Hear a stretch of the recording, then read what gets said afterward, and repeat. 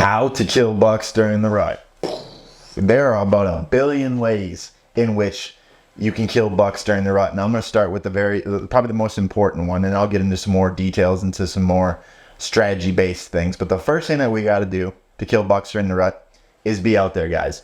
And one thing that I would encourage you to do is be out there no matter what. Let's say it's the last couple days of October, which can be a little bit risky, but really into that first week of November, first 10 days of November, it's most important that you're out there. And in fact, I would even encourage you, I know it's going to seem crazy because this is one of the staples of deer hunting, I would even encourage you to go hunt your property on extremely marginal or even possibly wrong winds.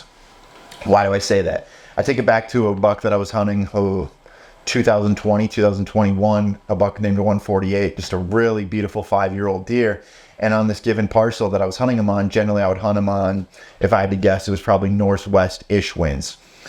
I went out on a southeast wind one day. Whatever it was complete opposite of what I should have been hunting it on. And the thing about the deer movement during that time period is it's sporadic. It's random. There's no guarantees. He's not coming to and from bedding to food. It's not predictable. So therefore, why would we think that he's going to come out of a certain area?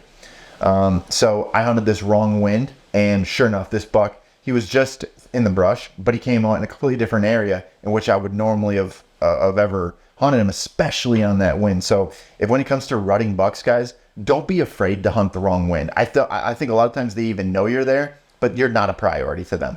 They're trying to breed. I mean, it sounds a little bit goofy, and I don't know how to say this the most appropriate way, but think if you could only breed one time a year, you're not letting much get in your way. So don't let the wind dictate, oh, I can't go hunting today because the wind is wrong. When you only have 5 days and you only got a couple days off of work, be out there, because there's no promises that that buck's coming from a direction in which you would expect him to come from anyway.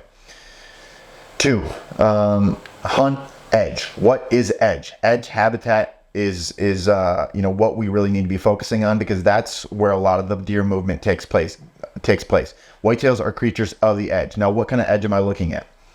I'm looking at cornfield to timber, different age class timber to different age class timber, like clear cut to standing timber, crop fields to timber, different things like that, marsh to hardwoods.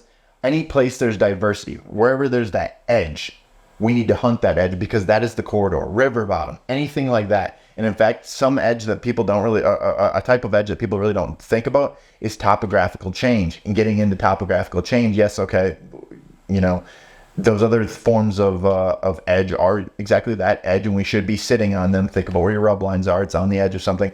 But going into topographical change, it might be high ground to low ground. It might be so many different things. And now that we're talking about topography, one place I would encourage you to go sit that you probably wouldn't sit the other portions of the season is down in the bottoms. And why do we not sit the bottoms most times? Because if we are in any slight bowl, I don't care if you're in hill country or just slight marsh country, where those low spots are, the wind tends to swirl. And going back to my first point, it's more important that we're out there than hunting perfectly.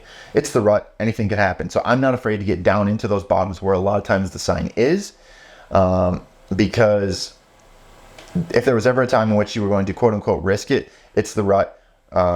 There's no guarantees and anything like that. So hunting the edge, but then more so looking at some of those edges that you never hunt, being like the bottom.